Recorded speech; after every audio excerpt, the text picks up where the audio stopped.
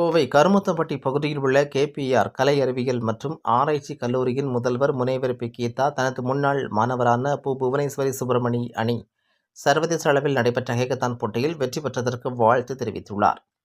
சர்வதேச அளவில் Los Angeles பகுதியில் மாபெரும் ஹேக்கத்தான் போட்டிகள் நடத்தியது. AWS ரோட் டு ரீஇன்வென்ட் 2025 எனும் ஹேக்கத்தான் எனும் தலைப்பில் நடைபெற்ற இந்த போட்டியில் இந்திய அளவில் தமிழகத்தைச் சேர்ந்த இன்யூட்டிவ் AI நிறுவனத்தைச் சேர்ந்த புவனேஸ்வரி சுப்பிரமணி தலைமையிலான அணி கலந்து கொண்டு இந்திய மதிப்பில் சுமார் 90 லட்சம் ரூபாய் பரிசை பெற்றுள்ளது.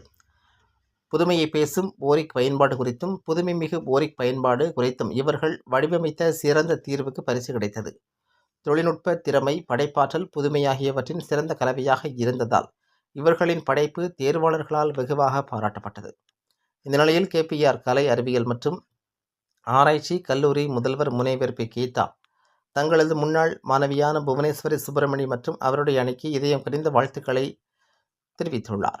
மேலும் இந்த சாதனையை இந்தியாவின் பெருமை என புகழ்ந்து தனது கல்லூரியின் மாணவர்களுக்கு முன்மாதிரியாக இருப்பதாக பாராட்டியுள்ளார் என்பது குறிப்பிடத்தக்கது.